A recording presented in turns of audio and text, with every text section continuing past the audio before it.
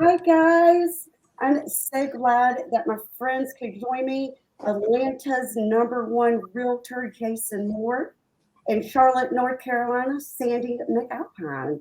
Happy New Year's, guys. Happy New Year. Yeah. Happy New Year. Oh, I'm Thanks for so having us. glad that you guys can join me in discussing the real estate market trends. I have found, well, I've been doing this a couple of months now, and I found it to be very useful selfishly for me and helping my clients and getting to know different people in different markets and kind of the expectations. So hopefully you guys will find it really powerful as well. So we'll start with Jason. What are you seeing in the real estate market? It's December, so I don't know about you, but here it's pretty slow. So it's been really slow. However, I will say what was weird, we had a busy week after Christmas through New Year's. I mean, like I sold 3 properties over the weekend. So Congratulations. So it picked up a little bit, but I've still got stuff sitting on the market. So, today I've done price reductions on 3 properties. I'll probably have some more price reductions this week. One of the properties we're working on with a buyer though is in multiple offers right now, but we're only seeing that on stuff really kind of below like 250. What's your average price point? For my team, our average price point's like high 400s, which is actually about close to what the median is in our area as well. That's awesome. So you're seeing it. So you kind of slowed down, but then it picked back up this past week. Last week. Right, and I'm expecting it still to be your normal January, probably kind of sluggish the first few weeks, and once people pay off all their Christmas credit card bills, it will pick up again as usual. Yeah. What about you, Sandy? What are you seeing? We're seeing about the same thing. My team just got another 3 or 4 contracts under just the last week. We're seeing a lot of our listings sitting. So we work today on some price reductions. I have some new construction like Jason. So we're going to go and update all the pictures of the new construction, just kind of get that moving. And we're seeing some of our sellers are freaking out a little bit. The days on market is creeping. What is your average days on the market? Right now, it's, believe it or not, in the 80s, 80 days on market. And how has it been? Like if you compare over the last, I know 6 months ago was crazy, but what about like 3 months ago? So like if you look a year ago today, it was 20 days on market. And then it was 29 days just last quarter. And now it's like 46 days on average, but the actives right now are sitting at 80 days. Wow. Is that what you're seeing too, Jason? Right. There's kind of a lag because like when I ran some numbers just for Gwinnett and Jackson County, which is the north part going up 85 towards South Carolina. And I was showing like we're on what's closed. A year ago, it was at 10 days on the market on average. Now it's at 23. I also pulled some numbers from Redfin, which is showing a median now of 38 days. But I've already been telling most people that I'm meeting with to expect their home to be on the market really a minimum of 30 days, up to 60, maybe even 90. It's getting back to a normal market that we used to be in, where a house would sit for several months, unless you get one of those cream puff houses where everything's been upgraded. It's on a perfect cul-de-sac lot with a pool and a 5-car garage, and something like that could still go. But the thing is, a great listing like that is not going to go in 24 hours, but it might go in 7 days compared to 45 or 60. So our average days on the market here is 34, and we were down in the 20s. But how long have you guys have been in real estate? Jason, how long have you been in real estate? This is year 27. Holy cow. What about you, Sandy? Almost 24 in real estate and 17 licensed.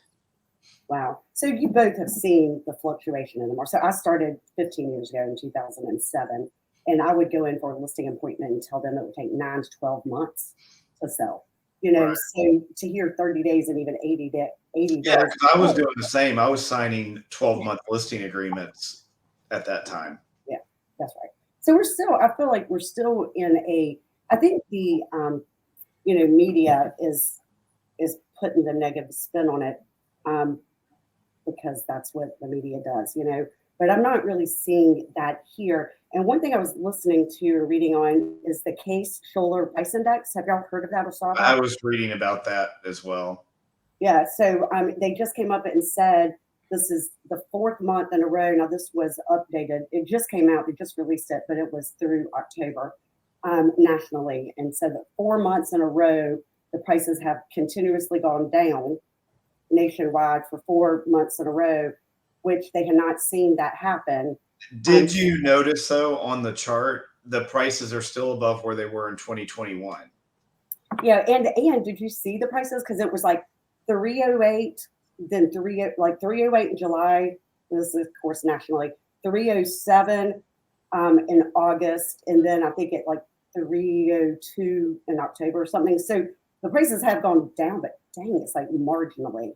Well, right, because they peaked so much even the beginning of 2022.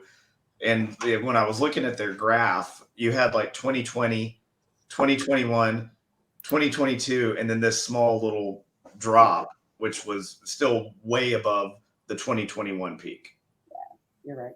So just, hey, Rich, hey, everybody, just if y'all have any questions, please comment. This is a live stream, so we will be able to answer you in real time. If you're an agent and you see trends happening across your area, pop them in here, share it with us. But what about you, Sandy? So everything is still up. Nothing has come down. We had closed a year ago at the same exact time, 33,000 transactions in the fourth quarter. And that's just single family and townhomes in my area. We're down 54% fourth quarter of 2022 in sales, but the prices went from 321 for townhomes, 415 for single family. Right now they're listed for townhomes are listed at 474 on average, and single families are listed for 564. So they're way up. Yeah. But the under contracts were between 366 to 432 for townhomes and 450 to 500 for single family. So nothing has gone backwards here or down. And we had gone, like, as far as the percentage list price to sell price, we had gone from 100%, 100 and 101% at the start of last year, peaked to 103%. This is average. And then now we're back down to 98%, which really is what we were before. We're at 98% right now. Yeah. As well. Yeah, we're at 99, and we were at 103 at the peak last year.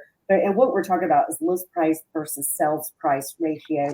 But don't you think now it makes everybody feel a little bit better? I feel like sellers and buyers, maybe not sellers, but buyers definitely, when you can negotiate. And now they're feeling like, well, they can negotiate, not a whole lot, but there is still some negotiating out there. Right, because we're seeing seller paid closing costs again, and people negotiating on furniture and whatever else instead of just take it or leave it. Yeah, that's. And I'll throw in my numbers for you there too, which again kind of go along with that Case-Shiller. So for my area, the median sales price in November of 2021 was $375, and then it peaked at $430 in June of last year. And then November of 2022, it was $400. So it's like it came down, but it's still above what it was in 2021. That's right.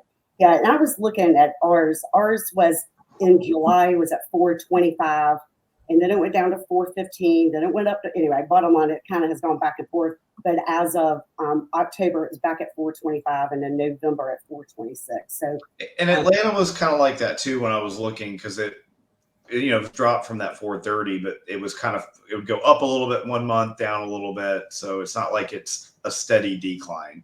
That's exactly right. And then if you look at 6 months, we're exactly where we were price point 6 months ago, which is still 16% higher than it was last year.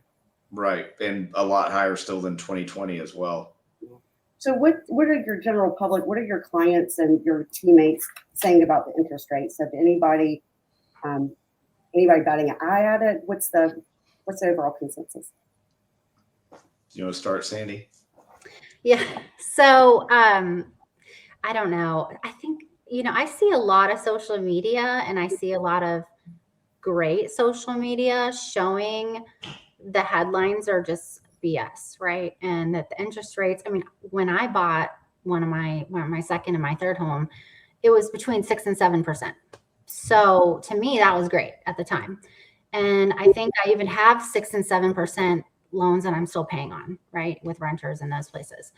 But I think people are seeing through the whole media thing and the scare tactics. It just sells, news sells, right? It makes money. So they're trying to sensationalize that the rates even move.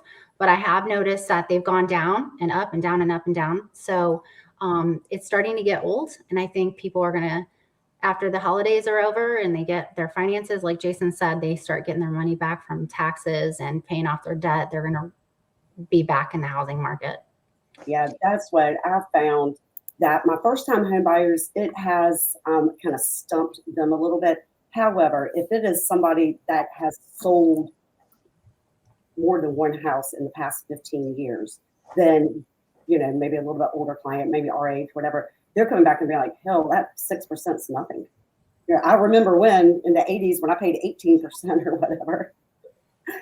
Good question, Karen. How many months inventory do we have? Wilmington, in our area, we have 2.1 months. What about you, Same. Jason? 1.3. 1.1. Oh, wow.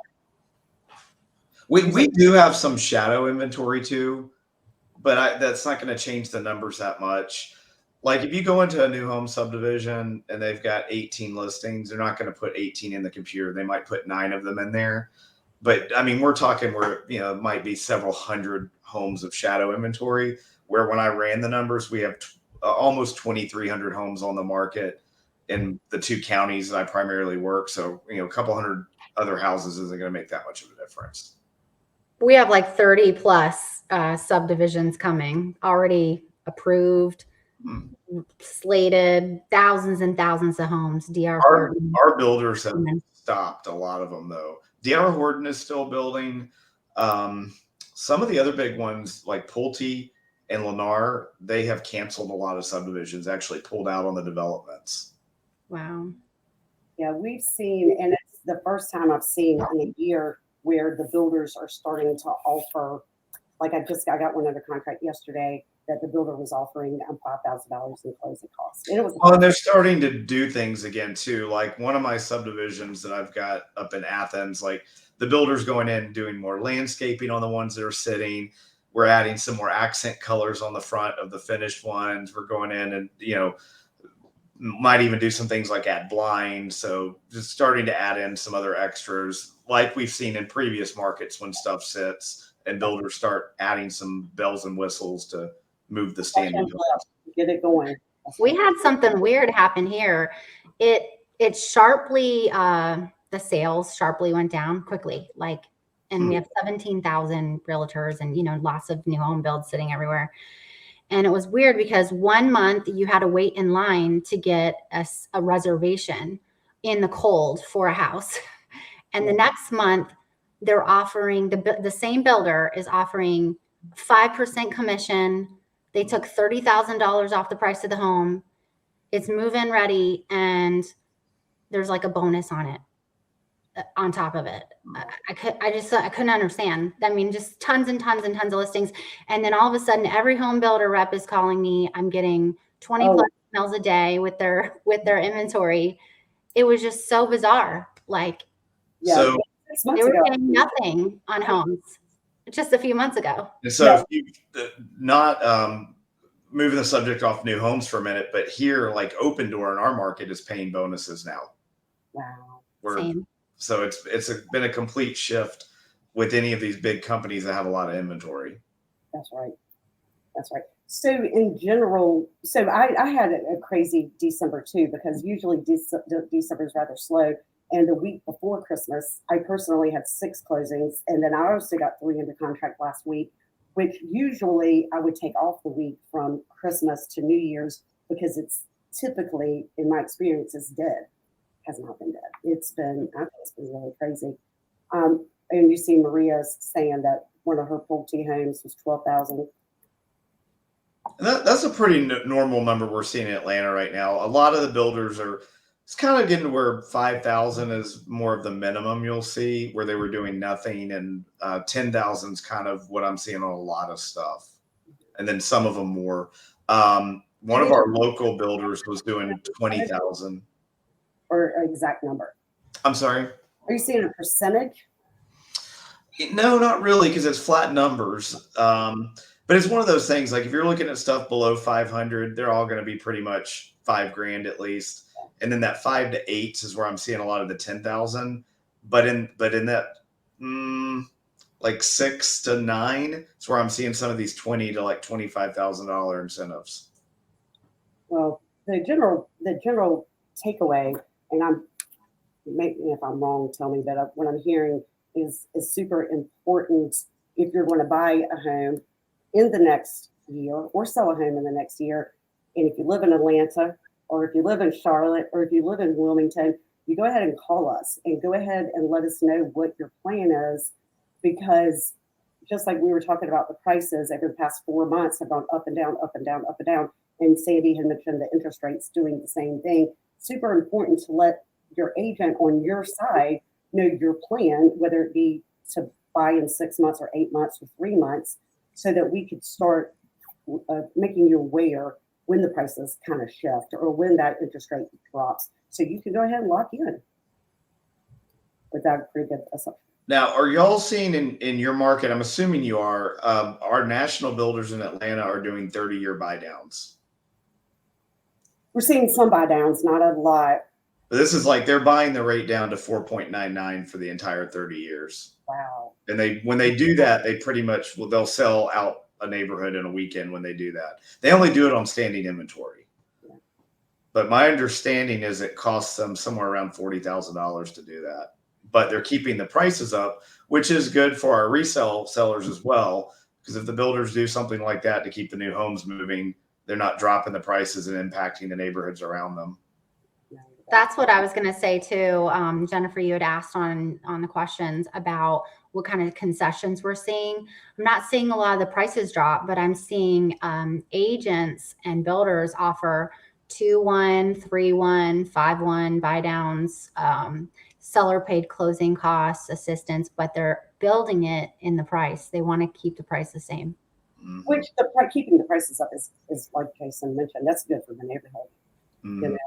Well, and the other thing that's nice now, like we've had a few people come into our subdivisions that need a lot of closing costs. And we're in this weird time now where if you come into my neighborhood and my builder has dropped the prices and you need a lot of closing costs, you can move the price up and it will appraise, because I've got closings from the last 6 months for these exact same floor plans that we closed for more than what we're selling them for now. So it is whereas if you were, a couple years ago, before all this, trying to inflate a price for closing costs, you couldn't get your appraisal. So it is a better time for, like, say, a VA buyer that needs a lot of closing costs. You've got a much better chance in this market of getting your appraisal through and getting all of your closing costs paid by the seller. What about you, Sandy? Are you starting to see the seller concessions? Yeah, and I've noticed that the closing costs have ticked up a lot. Last year, your rate was low, your costs were low. Like I could see a VA loan close between, I don't know, $6,000 and $8,000. Some of the ones I've seen come across my desk are like $10,000 and $12,000 in closing costs, because the funding PMI, everything, funding fee is so high, and they're trying to keep the rates down. I get it. So the upfront costs are so much more on some of these loans. Mm-hmm. And I can't even understand how some of these people are bringing that much to the table. But what's great is right now we're able to bargain a little bit with some of these overpriced homes. And like Jason said, the prices are so inflated, you can work it in. Yeah. The other thing I'm starting to see a little bit of here are people advertising assumable loans, the ones that are already moving, that have only been in their house a couple years and we're at that low rate. My only concern with that is, obviously, if you bought a house in 2020 and it's, gone up $200,000 in value, the buyer's got to be able to front the difference on that. However, I did a little research on it, and you can do a second mortgage when you purchase a house assumable. Oh, wow. And if it's an FHA loan, FHA requires there just to be 15% in equity.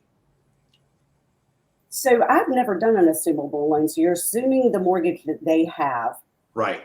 So And say then, you had somebody that got a really good deal on their FHA house and they owe, I don't know, 75% of the value. You can take out up to 15, so that'd be what, 85. So you could do a 10% second mortgage. I If get you it. don't, unless of course if you've got a buyer, most FHA buyers probably don't have the money to make up that gap. But yeah, and Yeah. I think we're going to see them on conventional as well. The buyer has to qualify with the same servicer that the loan has. So if Nations Bank or, whatever, Mr. Cooper owns the loan, they have to apply with Mr. Cooper and say, I want to take over this loan. I actually looked up a stat in Canopy in Charlotte MLS, and in our entire area, which is about half of the state, 4 That's been it. 4 loans were assumed. Well, I think you got to think about like when these people did, and of course we've got people that refied that have been in their house a long time, but it's also why some people aren't wanting to move because they have that good rate. But what I'm also wondering though, are agents having this conversation when they list the house? Because that's something we need to be doing as listing agents, saying, "Hey, is your loan assumable?" And they're going to say, "I don't know." Well, check. One other thing I'll throw in there on the qualifying. You don't have to go through that servicer if you need a second mortgage. So you can go through them to assume it.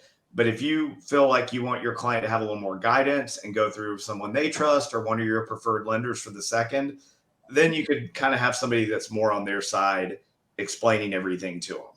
So on an assumable more, have you done an assumable one yet, Jason? Not yet. I've just started to see a few advertised. I wonder how long it takes, like how long that process takes. It's the same. It is the same. Yeah. I did them when I was at Bank of America on the lending side, and it's the same. You have to jump through all the hoops just like you would as if you were getting a loan, prove all your documentation, assets, and income. And then once they approve it, they have to just do all the paperwork. The HELOC, Jason, the second mortgage has to be a second. So paperwork has to be done to make sure that they're second. But other than that, it's just like putting all the parts and pieces together and having the attorney do it in order. So you're 30 days? Yeah, maybe more. If you're going to do 2. I'm going to have to do some research on it. I haven't seen any here yet. Everybody's kind of talking about it, but I think we just haven't, we've been at such a low interest rate for the past 10 years. Well, it's a strange thing. I mean, the lady that trained me got her real estate license in, I think, 79. And she did some of them like in the 80s or 90s. 79? She got licensed in 79. I know she did. So they did do some assumable loans before my time, but she did some of them. So I always knew. I've always heard people talk about it because a lot of the agents from her era that have retired now, I would hear them talking about them because they used to do them. So I know it was a thing at one point, and I mean it could be good if it comes back. Because if you look at these builders over here spending all this money for a buy down, well, if you've got a seller that's already got a good rate that could be assumed, they could compete with a builder then to be able to advertise, actually more so than a builder. Because if a builder's buying down to 4.99, you have an assumable 2.5 or 3%. Wow. A way that you could actually look it up, if I know when clients say, I don't know if mine's assumable or not, all of the deed of trust are recorded. And usually the rules of the deed of trust are written right in the document. So if you can find out, go on the register of deeds for the county that the property is located in, look up the last name of the owner, look up all the deeds of trust on that particular property, see the one that's current, and then read it. And it usually says if it's assumable or not assumable. Well, and that's paragraph. Easy to do. And if there's any agents listening that don't pay for a subscription to that, most of the title companies will do it for free for you if you send over the address. That's a good point. And on the deed, I guess, I mean, we pull up the deed, but I guess I never read the fine print. It tells you what type of loan it is, because on the deed of trust, the FHA or VA.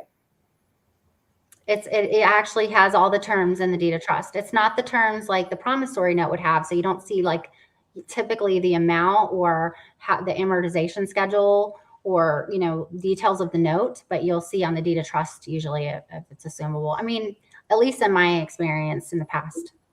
So Sandy, in answer to Maria's question, I know the answer is no in general, but if it's VA, isn't the seller still tied to the house on a VA loan when it gets I to think, There's COA.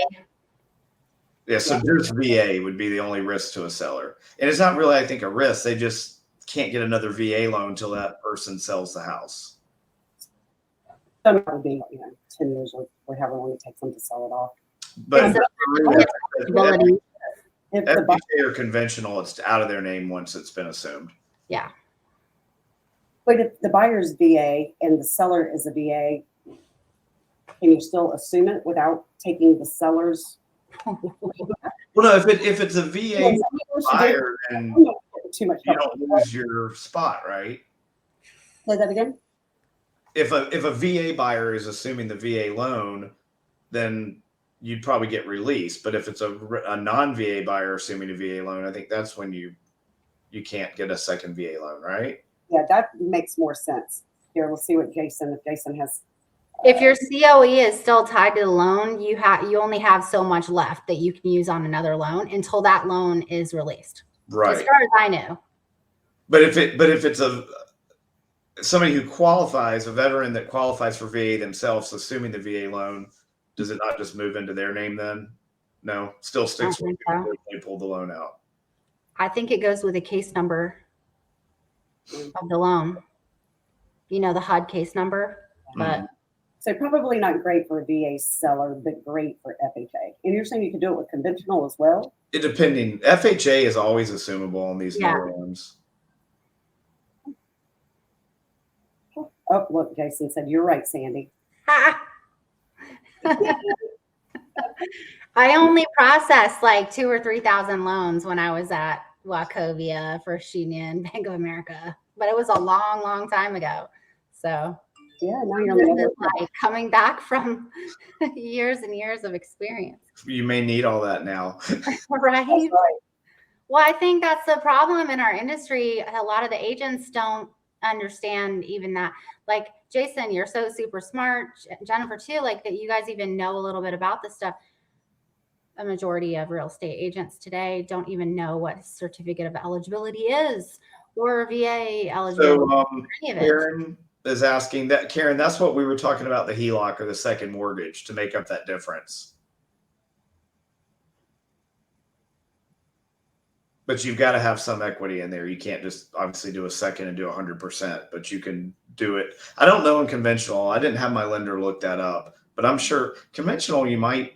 I don't know if they're going to. If FHA was 15%, do you think conventional is still going to probably want that much in equity as well? I think so. I'm not sure. It probably depends on the lender.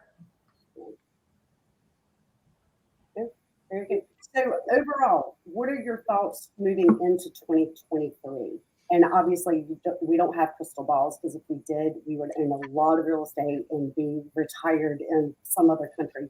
But based off of your lot of experience, 20 plus years of experience for both of you guys, what do you think is going to happen in 2023?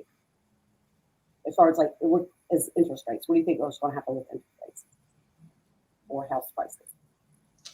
I think prices are going to go down a little bit, unless rates drop, which I don't think rates are going to drop that much. But if they were to, what are your thoughts, Sandy?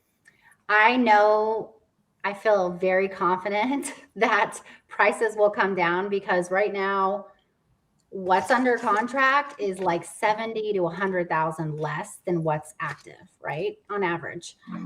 So the stuff that's selling is the less expensive stuff, on the market. And right now we have 5,000 under contract with 6,300 listings. So I'm seeing more listings are being listed and less are going under contract. So what that means to me is the inventory is going to spike up. I feel like the interest rates are just going to stay around, hover where they're at. And I think the prices are going to have to come down before the spring. If someone's interested in selling before May, I feel like they're going to have to lower their price.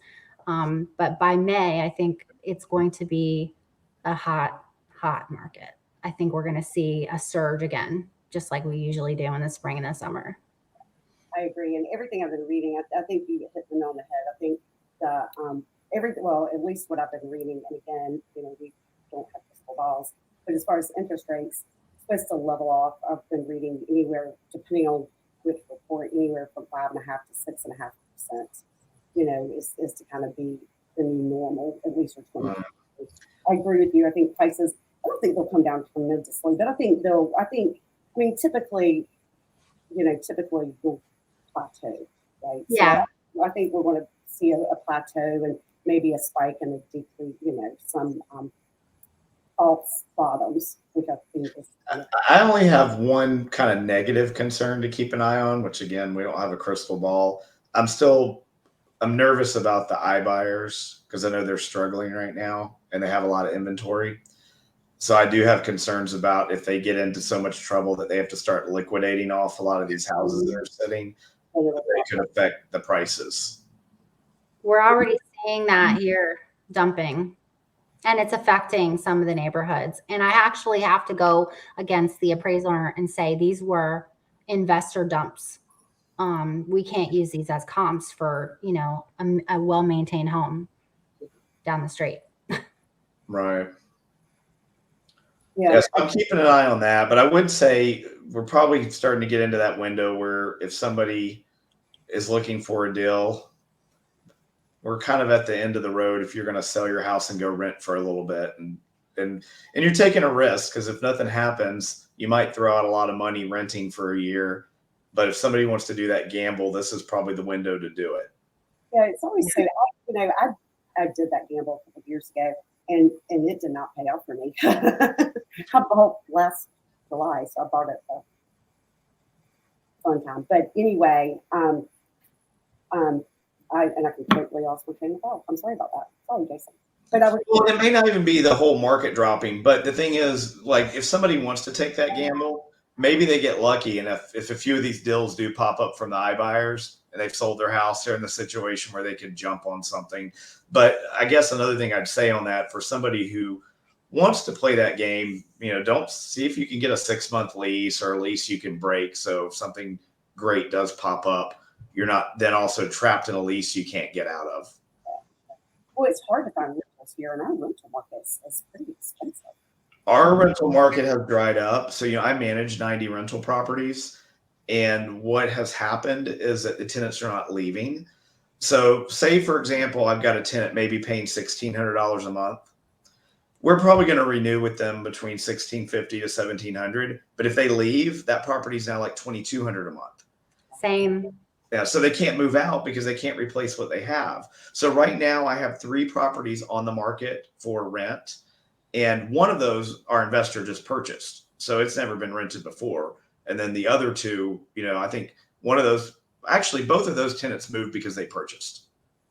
So we don't really have tenants leaving because they're moving to another rental. They're only leaving if they're getting transferred or buying something. Awesome.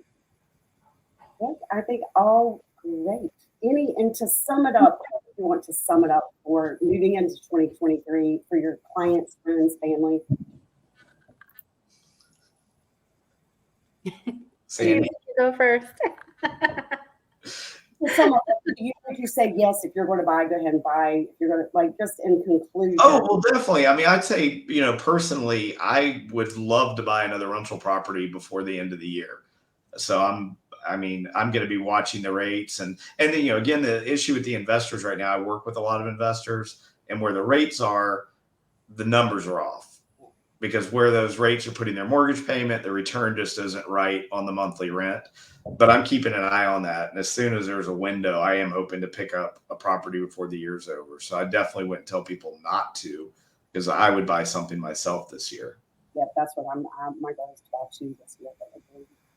So with you, Sandy, time to buy? I still feel like there are some limited options right now, and some of the sellers are in the clouds with their prices. But I feel pretty confident about the summer. And I too am looking to purchase another investment property before the end of the year. I really don't care what the rates will be as long as it works with the numbers and I can get it rented out. I might do another Airbnb. I just bought one at the end of last year or last summer. So yeah. So I'll just look at the numbers and kind of see what's out there. But when inventory spikes, the prices will go down. So I'm just going to wait for that surge of inventory. That's exactly right. That's exactly right. I agree with you. Well, thank y'all for coming on with me today, and Happy New Year. And I love Thanks for having us. Yeah, absolutely. And Jason, I will be in Atlanta the 10th through the 12th of February. Right, for CRS. Yes. Me too. Yeah, I'm going to plan a dinner. I'm going this year. Yay. Well, fabulous. So let us know when your dinner is, because I want in, please. Yeah, I got to get a list from everybody of when everybody's going to be there so I can figure out what night's the best. I think several of the people that have chimed in on this live are also going to be there too. Yes. Yeah, I'm waiting on a list from Mark. Since he's Mr. CRS, he's got to let me know who I need to invite. Yeah. We'll get him on that quickly. Well, awesome. I look forward to seeing you in February. And Sandy, I am going to try to come to Charlotte for the January 18th meeting. Company meeting. Although I'm not 100% sure, because I'm also going to Florida the 21st. So I'm trying to figure out that. I'm going to try to come to Charlotte maybe in the next month or so too. Yay. All right, come see me. We'll have to do a Charlotte mastermind dinner. Yeah, right. Dinner, and then one for Atlanta. That would be fun. Sweet. Yeah, my favorite people. Awesome. Well, oh, look, here's one for you. Renee's going to be in Atlanta. All right, we'll make sure she's on the list. Yeah, absolutely. Add her to the list. Awesome. Well, y'all have a happy new year, and I will see you in a couple of weeks. All right. Bye.